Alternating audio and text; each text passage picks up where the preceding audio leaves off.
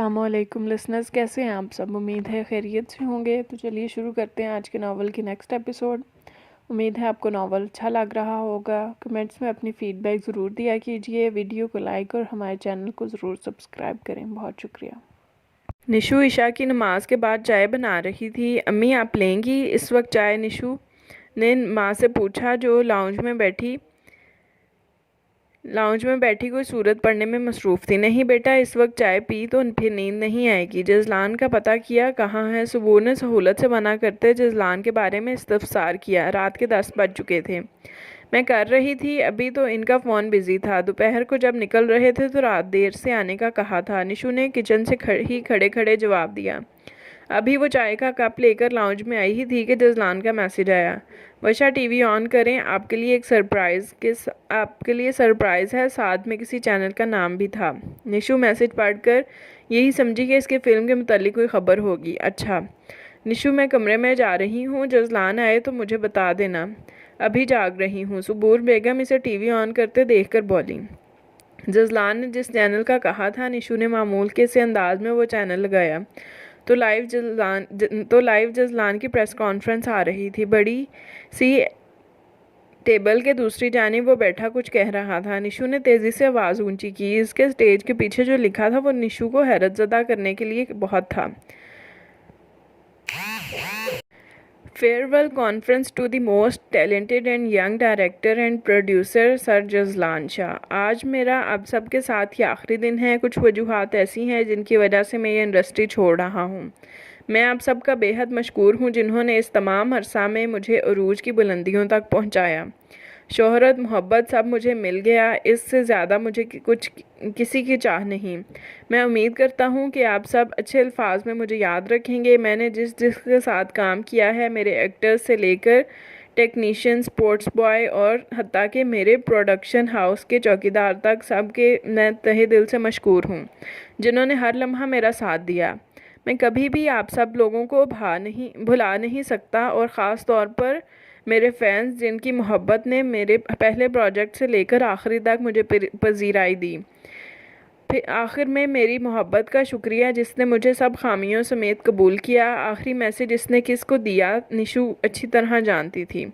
वो सोच भी नहीं सकती थी कि 3-4 दिन पहले इसकी फ़िल्म के सिलसिले में होने वाली पार्टी से पहले जो बातें हुई थी, जजलान इस पर इतनी जल्दी अमल कर डालेगा। वो इसकी मोहब्बतों की शिद्दतों पर अपने आंसू रोक नहीं पाई। क्या था वो शख्स? निशु को लगा वो इसे कभी नहीं जान पाएगी। इसका हर अमल इतना हैरानकुन था कि निशु को लगा वो सारी ज़िंदगी इसके लिए एक बंद किताब ही रहेगा, जिसे वो बार बार नए सिरे से पढ़ेगी। वो अपने हर अमल से इसे और भी ख़ास बनाता जा रहा था। वो बेख्तियार रोते हुए अल्लाह के हुज़ूर सजदे में झुक गई, जिसने इसे कदर करने वाला और बेइंतहा मोहब्बत करने वाला शख्स दिया था। वो कैसे इसकी मोहब्बतों का शुक्रिया अदा कर पाती?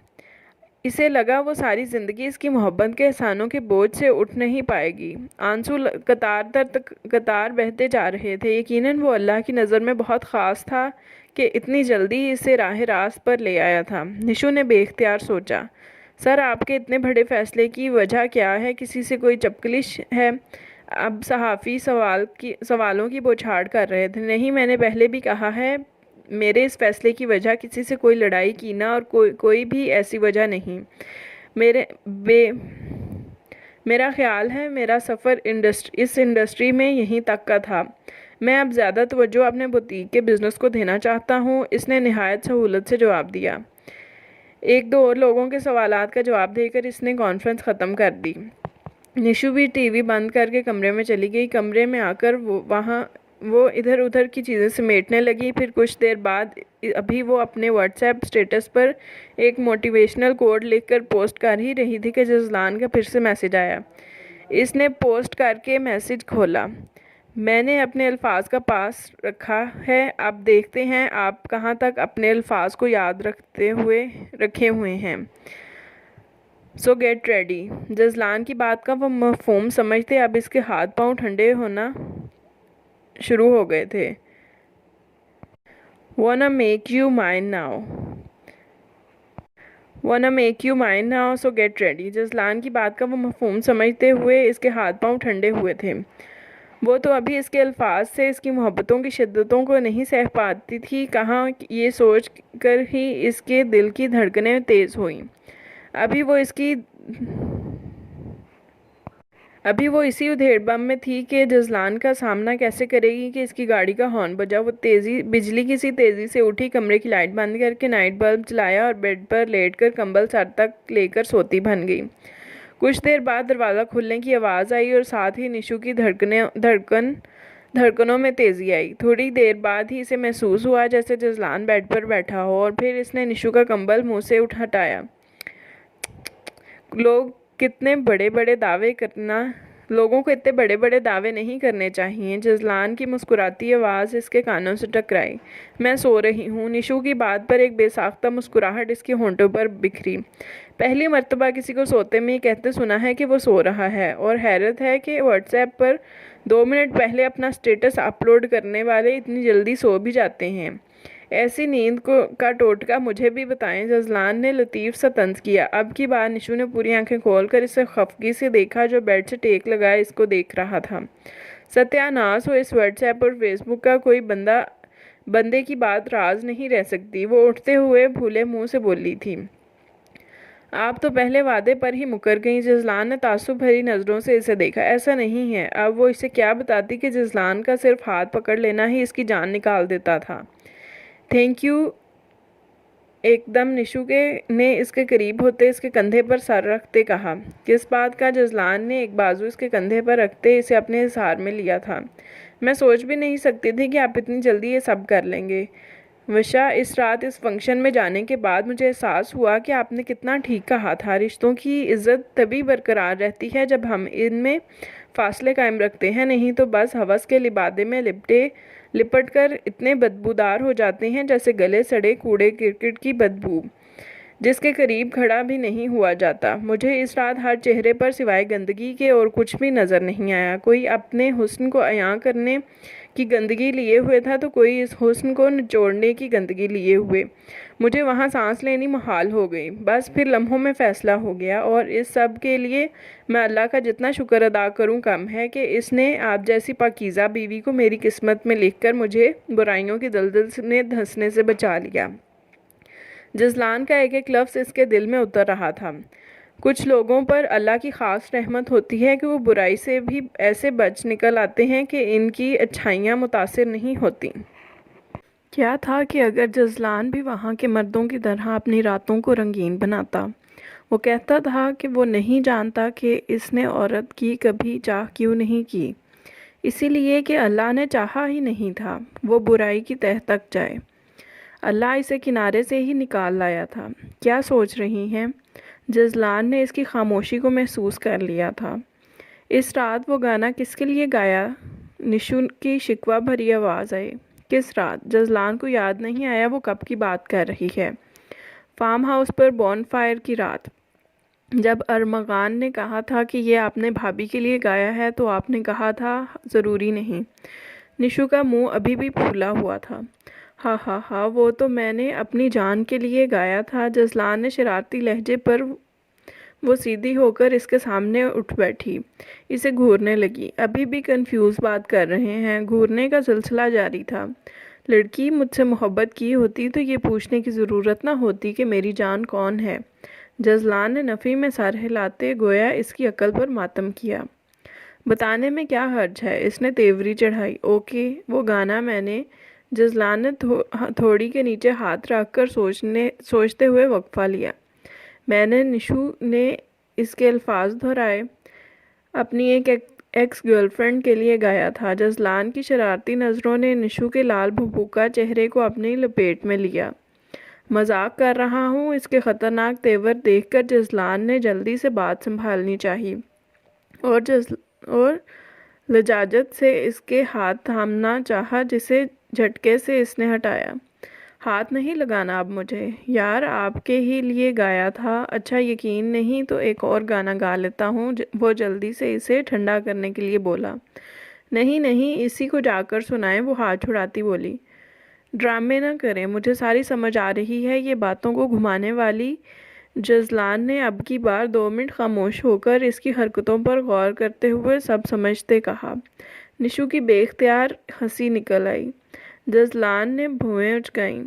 सीधी हो जाएं, जजलान ने इसे धमकी दी। पहले गाना सुनाएं। उफ, कितना रोमांटिक है ना, कोई आपके लिए गाने गा रहा है। निशु ने दोनों हाथों को आपस में मिलाते हसरत भरे अंदाज में कहा।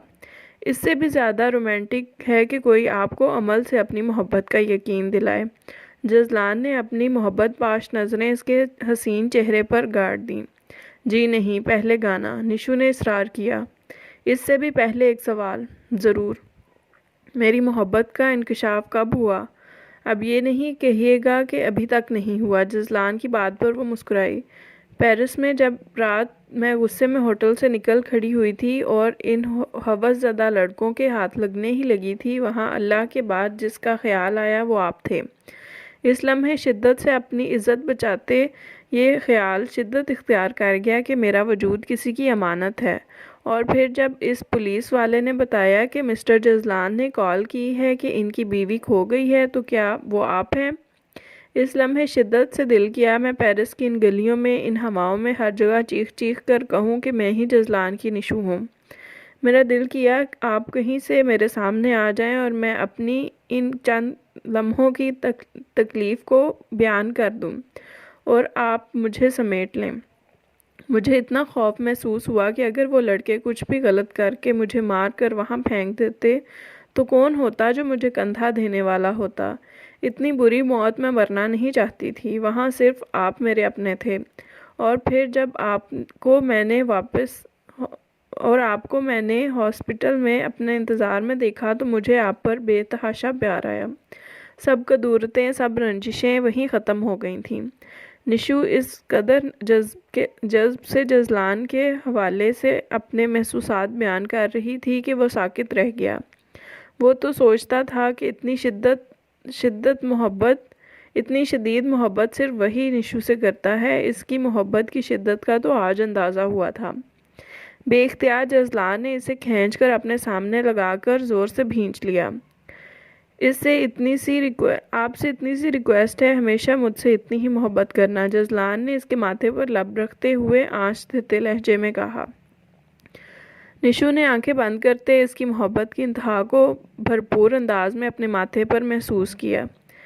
शिद्दत और जज्बात से वो रो पड़ी। वशा, जजलान हैरान हुआ। ये क्यों? हैरत दर हैरत थी। हमेशा मेरे रहेंगे। इसकी खदशों भरी आवाज़ पर इसने निशु के हाथ को थाम कर इस पर अपने लब रख दिए।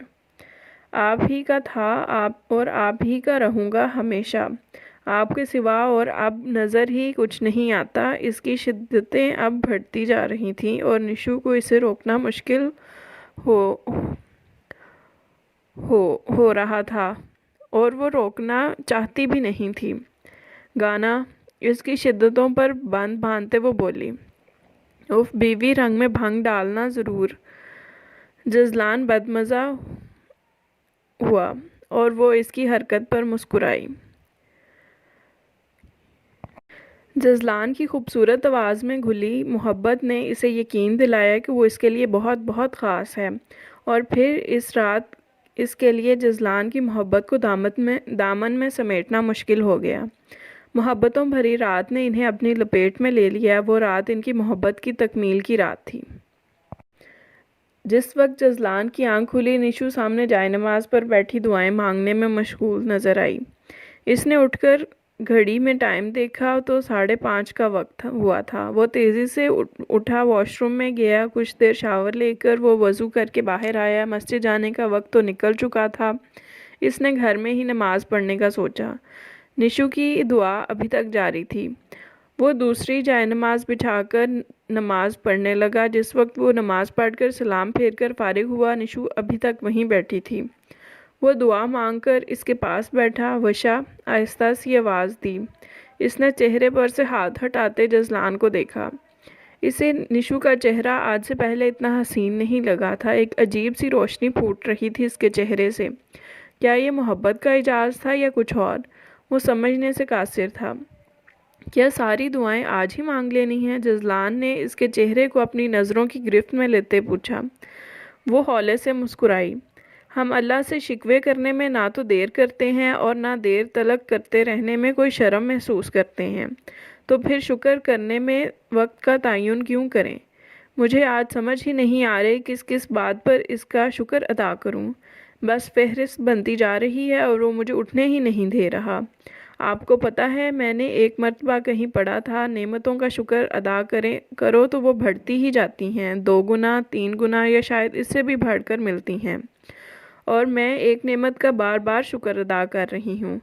वो इतने जज्ब से नज़रें झुकाए बोल रही थी कि जजलान का दिल किया वो इतनी ही खूबसूरत बातें करती जाए और वो सुनता जाए। ना जाने कैसा सहर था इसकी बातों में। वो अक्सर सबूर से कहता था कि जितनी अच्छी बातें आप करती हैं दिलों को छू लेने वाली, ऐसी ही अपनी बेटी को भी सिखा दें।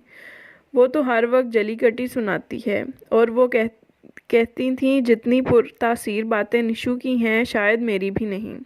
आज इसे यकीन हो गया था। वो साहिरा थी और वो इसके शहर में ताउम्र गुम रहना चाहता था।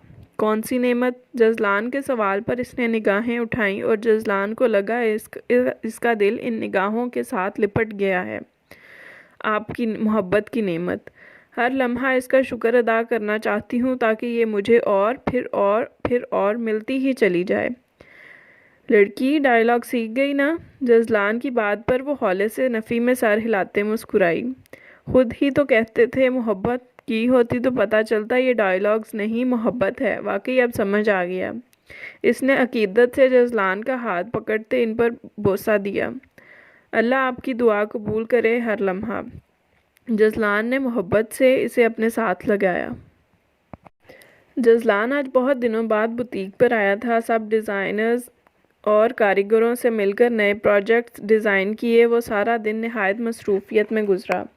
दोपहर में बैठा वो कुछ कपड़ों के डिज़ाइन चेक कर रहा था कि मोबाइल पर निशु की कॉल आई। अस्सलामुअलैकुम। निशु ने इसकी हेलो कहने की आदत अब ख़त्म करवा दी थी।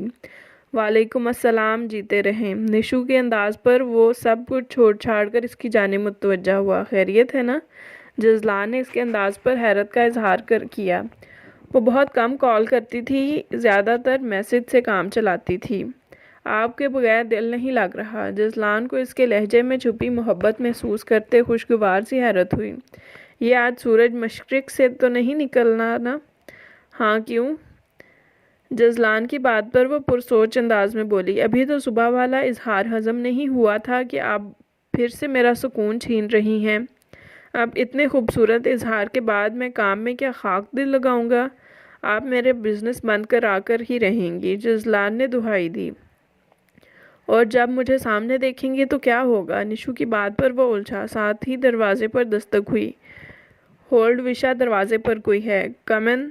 इसे होल्ड करने का कहकर वो फ़ोन कान से नीचे करते हुए बोला। दरवाज़ा खोलते ही जो चेहरा सामने आया वो इसे शॉक करने के लिए काफ़ी था। विशा। निशु मोबाइल कान से लगाए इसके सामने थी। मैंने सोचा आप मुझे सरप्राइज़ देते रहते हैं, आज के अहम दिन पर मैं आपको सरप्राइज़ दूँ। Happy birthday. पिंक शर्ट और ब्लू जीन्स पर लेदर की ब्लैक लॉन्ग जैकेट पहने, स्कार्फ को मखसूस अंदाज में सर पर लपेटे, एक हाथ में फूलों का बुके लिए वो इसकी टेबल के पास आती मुस्कुराती नज़रों से इसे देखकर बोली, थैंक यू जान। अपने टेबल से बाहर आता वो इसे बाजुओं के घेरे में लेता हकीकत में इस सरप्राइज़ पर बेहद खुश हुआ था। निशु ने पीछे होते बुके इसकी जानिब की बढ़ाया, जिसे जजलान ने मुस्कुराते हुए थामा। निशु ने आगे बढ़कर थोड़ा सा ऊंचा होते हुए हौले से लब इसकी पेशानी पर रखे। जजलान को वो हैरान किए जा रही थी। चलें, आज का लंच मेरी तरफ से है। वैसे भी मुझे यकीन है आपने कुछ नहीं खाया होगा। काम में लगकर खाना पीना सब भूल जाते हैं। निशु ने वसूख से कहते इसका बाजू थाम कर चलने का कहा। यार बहुत काम पेंडिंग है, इसने बेचारगी से कहा। डोंट वरी सर, मैं आपका सिर्फ 1 घंटा लूँगी और फिर बखैर आफियत आपको वापस यहीं छोड़ जाऊँगी। निशु ने इसके साथ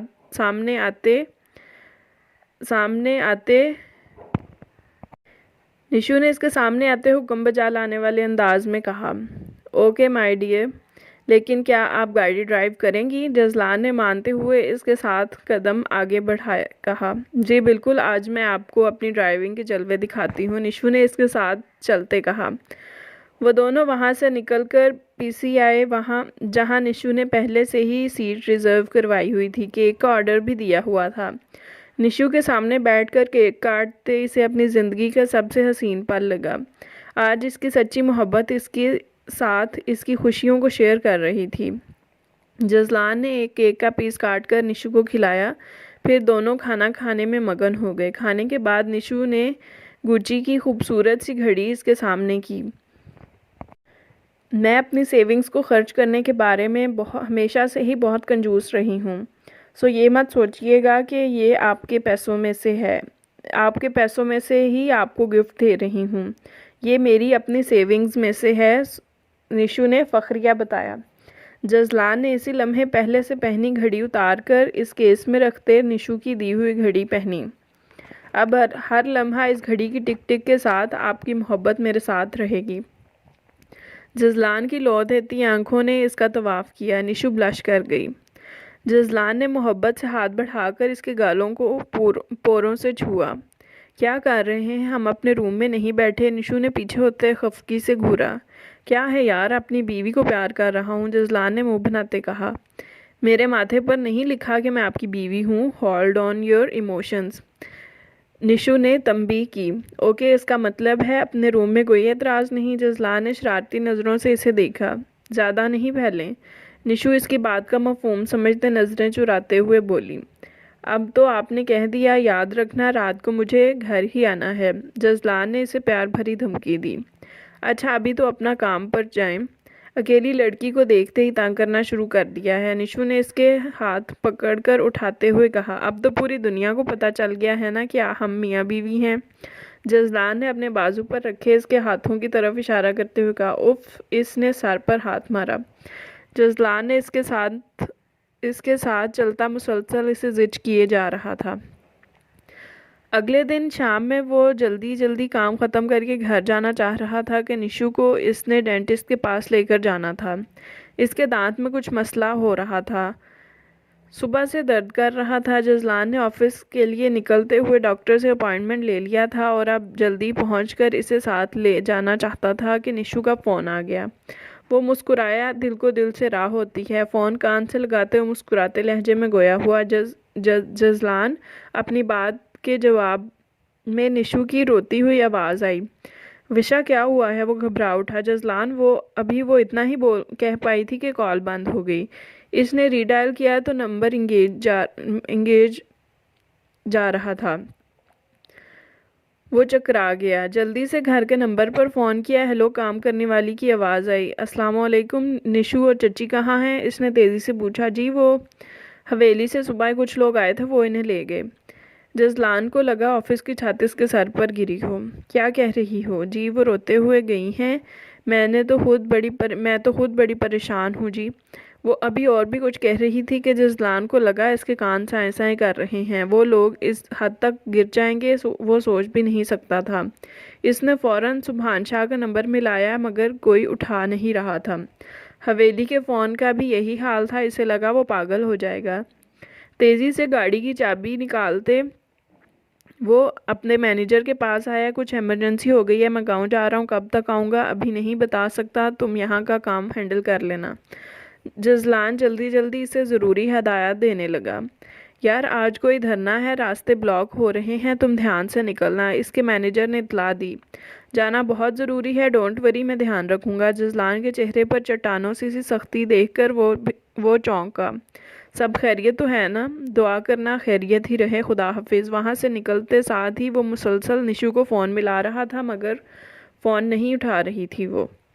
जजलान ने गाड़ी में बैठते ही गाड़ी इतनी तेज़ रफ्तारी से चलाई जितनी तेज़ी से वो चला सकता था। इसकी गिरफ्त स्टीयरिंग पर सख्त से सख्त होती जा रही थी। इसने अब की बार बिलाल शाह और अरमगान को नंबर मिलाना चाहा तो सिग्नल बंद हो गए थे। इसने ज़ोर से मुक्का स्टीयरिंग पर मारा। व्हाट द हेल, वो इतनी ज़ोर से चीखा। कुछ दूर ही गया था, आगे धरना देने वाले लोग बैठे थे। इसने वहां से गाड़ी तेज़ी से मोड़ी और एक और सड़क पर इस आस में डाली कि शायद वहां कोई बात बन जाए, मगर वही हालात। गाड़ियों की लंबी कतारें थीं, इज़्तिराब बढ़ता जा रहा था। दिल की बुरी हालत थी। इसके घर वाले इसकी बीवी को जान से मार देंगे। अब तो वो इनसे हर गिरी हुई सोच की तवक्को करता था। ये सोचना ही मुहाल था कि इसकी जान से प्यारी बीवी इन सफाक लोगों के हाथ लग गई है। काश इसे पता होता, वो घर के बाहर पहरे बिठा देता, मगर बेबसी से बेबसी थी। 1 घंटा इंतज़ार के बाद आखिर वो तंग आकर गाड़ी को लॉक करके बाहर निकला। लोग एक दूसरे से उलझ रहे थे। भाई साहब, कब तक रोड क्लियर होंगे? जजलान ने एक बंदे से पूछा जो गाड़ी से निकलकर बेजार शक्ल बनाए खड़ा था। कुछ नहीं पता, मैंने गुजरांवाला जाना था, मगर सुनने में आ रहा है कि बाकी शहरों की जानिब जाने वाले रास्ते सारे बंद हैं। ऊपर से सिग्नल बंद कर दिए इन खबीसों ने। बंदा ना पीछे वालों को बता सकता है, ना यहाँ से निकल सकता है। वो भी वही कहानी दोहरा रहा था, मगर जजलान की तो हालत ही गैर हो गई। ये सब सुनकर वो उड़कर पहुंचना चाहता था। गाड़ी लॉक करके वो पैदल चलता बस के अड्डे पर पहुंचा, मगर कोई गाड़ी जाने को तैयार नहीं थी कि लोग वहां से निकलने वाली गाड़ियों को नजरे आतिश कर रहे थे। जजलान को लगा किसी ऑक्टोपस ने इसे अपने शिकंजे में ले लिया है।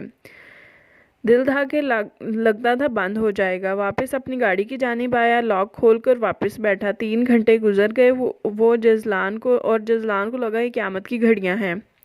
दुआ मांग मांग कर इसके होंठ खुश्क हो गए।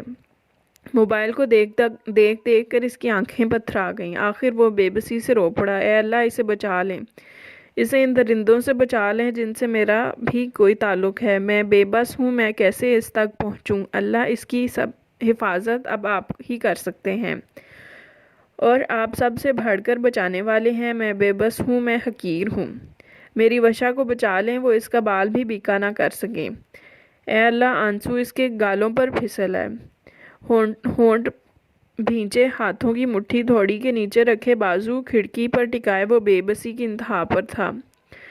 रोड कुछ खुली तो लोगों ने घर वापसी का सफ़र किया, क्योंकि शहर से बाहर जाने के रास्ते अभी भी बंद थे। जजलान ने भी मायूसी से घर वापसी का सफ़र किया। घर पहुंचते ही साथ ही अरमगान का नंबर देखकर इसने एक से दूसरी बेल नहीं होने दी और कॉल अटेंड की। निशु और चच्ची कहाँ हैं? वो गुर्राते हुए बोला। अरमगान इसका लहजा सुनकर ही शशदर रह गया। हमारे पास हैं। हिम्मत कैसे हुई तुम लोगों की इन्हें ले जाने की? मैं किसी को नहीं छोड़ूंगा अगर तुम में से किसी ने इन्हें हाथ भी लगाया। इसके लहजे में ज़रा बराबर फ़र्क नहीं आया। क्या कह रहे हो भाई? अरमगान इसका लहजा सुनकर भौंचका रह गया। इतना तो समझ आ गया कि वो किसी गलत फहमी का शिकार है। कौन लेकर गया है निशु और चच्ची को, और क्यों? वो फुनकारा।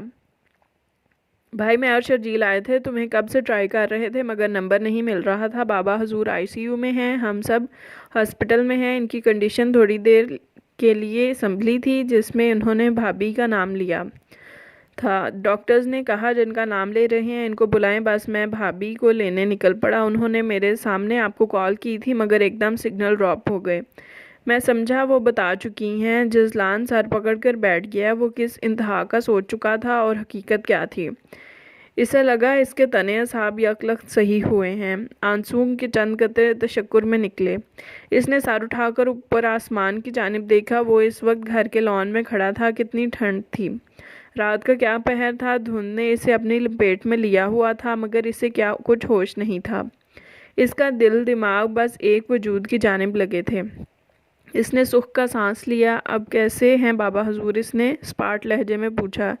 इनकी हालत बेहतर नहीं, आप नहीं आएंगे क्या? अरमगान ने सुभान शाह की हालत बताते आखिर में हिचकिचाते हुए पूछा। यहाँ रास्ते ख़राब हैं, कोई धरना चल रहा है। ना होता तो अब तक मैं हवेली में होता। मुझे तो पता ही नहीं था। मैं तो इस कदर ख्वार होकर आया हूँ। वो कब तक हालात ठीक होते हैं, मैं कुछ नहीं कह सकता। जजलान इससे अपनी सोच, अपनी तकलीफ़ शेयर नहीं कर सका। किस वक्त तुम लोग लेकर गए हो? जजलान रिलैक्स हुआ तो दिमाग ने भी काम किया। हम तो सुबह 11 बजे लेकर गए थे इन्हें। अरमगान के बताने पर वो हैरान हुआ। फिर निशु पर गुस्सा आया। कम से कम एक मैसेज तो कर देती। क्या वो इस घर से निकलते इसे याद भी नहीं आया था? क्या इन लोगों की मोहब्बत इतनी हावी हो गई थी कि जजलान को इत्तला देना भी मुनासिब नहीं समझी।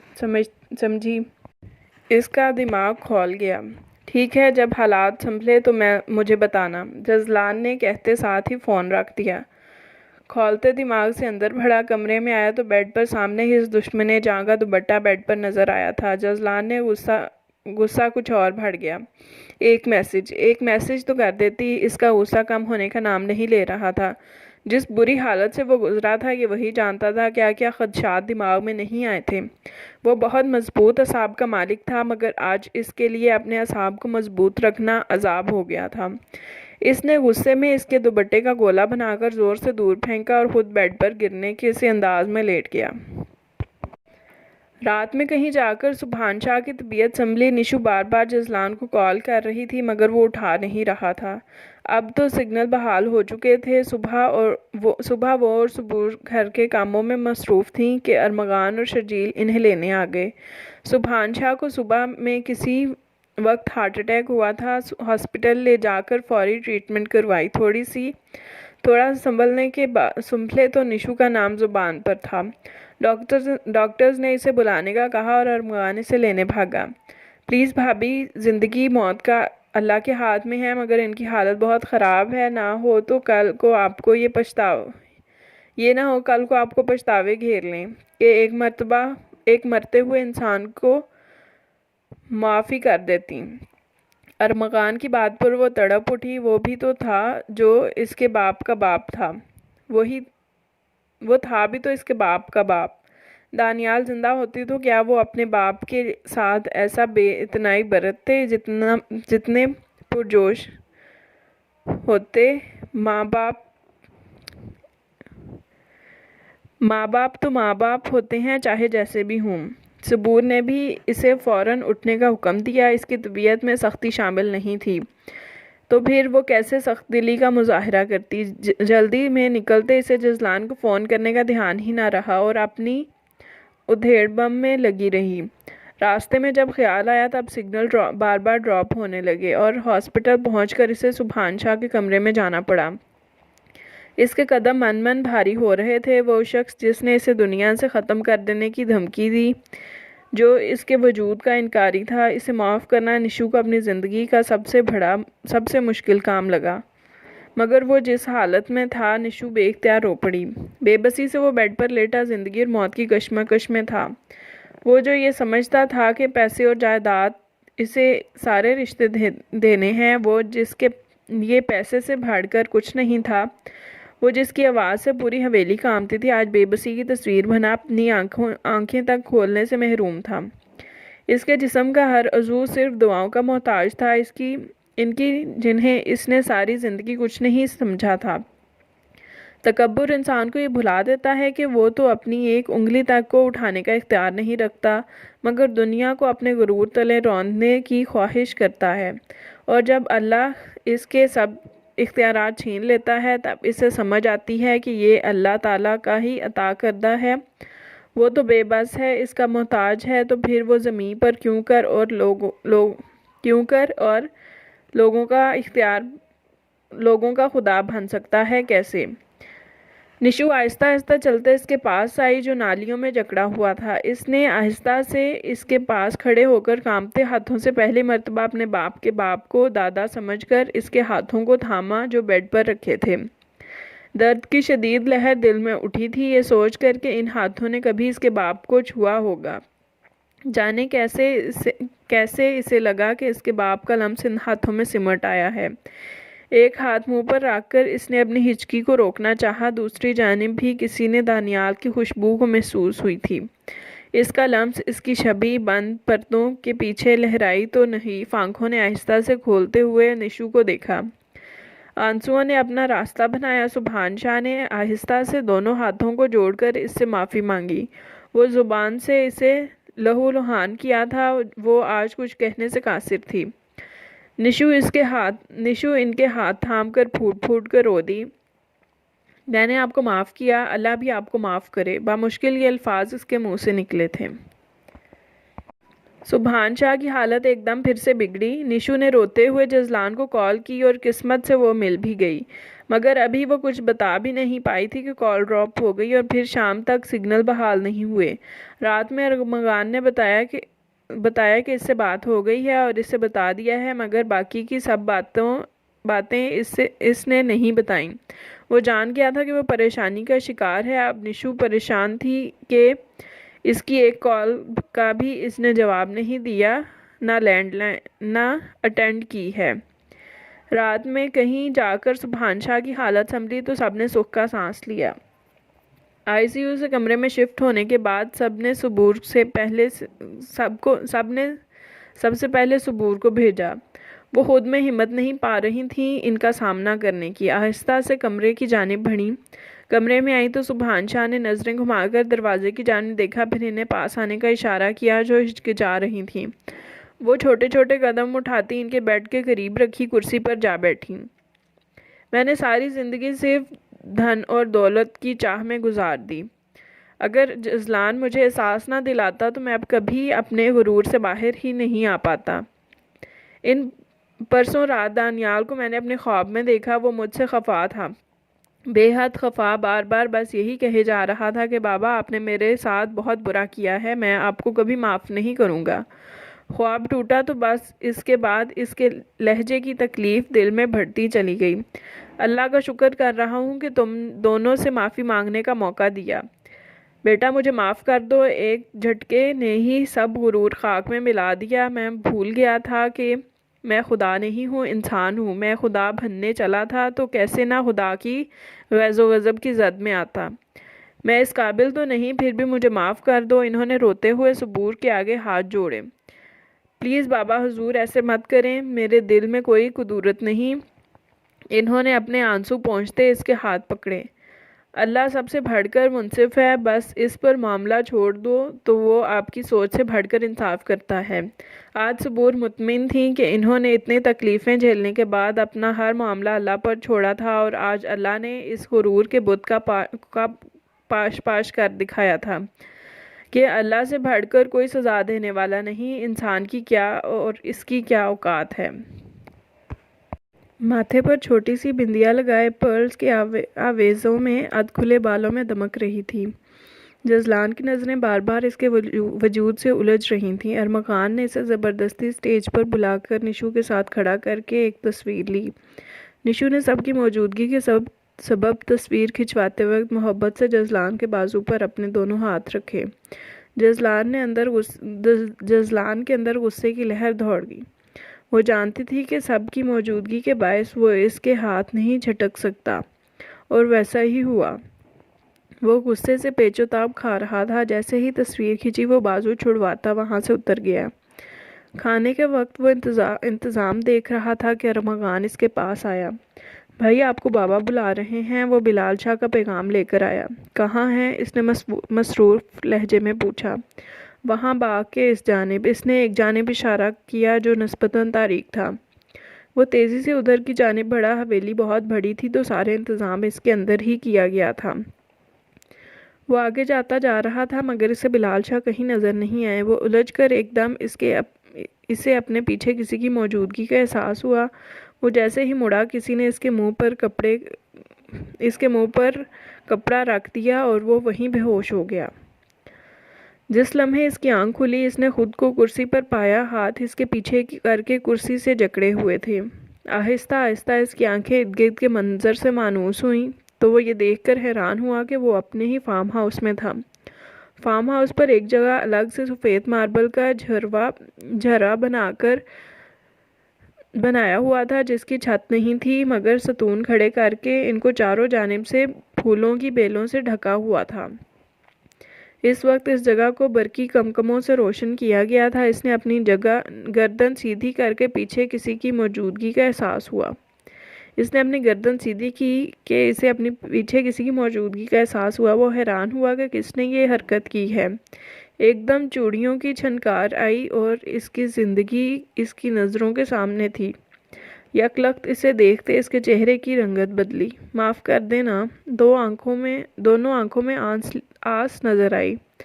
ये क्या घटिया हरकत है, वो गुर्राया। आप काबू ही नहीं आ रहे थे तो मुझे ये प्लान बनाना पड़ा। आप मुझे डॉन कहते थे ना, सोचा आज बनकर ही दिखा दूं, शायद कुछ रोब पड़ जाए। बस करें ना, अब कब तक खफा रहेंगे, क्यों जान निकालना चाहते हैं? एक माँ आपका इंतज़ार किया है, आपके वजूद, आपकी नज़रों को मिस किया है। इतनी सज़ा बहुत होती है। अम्मी ने मुझे मेरी ख़ता बता दी है। प्लीज़ जब तक आप मुझे माफ़ नहीं करेंगे मैं आपके हाथ नहीं खोलूँगी और ना यहाँ से उठने दूँगी। ऐसे है तो फिर ऐसे ही सही, वैसे भी मोहब्बत है और मोहब्बत और जंग में सब जायज़ है। निशु ने धमकिया मेज़ लहजे में कहा। वशा क्या बचपना है, खोलें। वो गुस्से से चीखा। वशा, आपने मुझे वशा कहा, इसका मतलब आप खफा नहीं, बस अब मुंह से कह दें मुझे माफ़ किया। इसने खुशी से नारे लगाते आखिर में मासूम शक्ल बनाई। एक तो वो लग इतनी खूबसूरत रही थी और फिर मोहब्बत भरी नज़रों ने महबूब को एक माह बाद नज़र भर कर देखा था तो दिल वहीं पिघल गया था। और कौन कौन शामिल है इस तखरीबकारी में? इसने मशकूक नज़रों से इसे देखा। अरमगान और शर्जील भाई, इसने मुजरिमाना लहजे में जवाब दिया।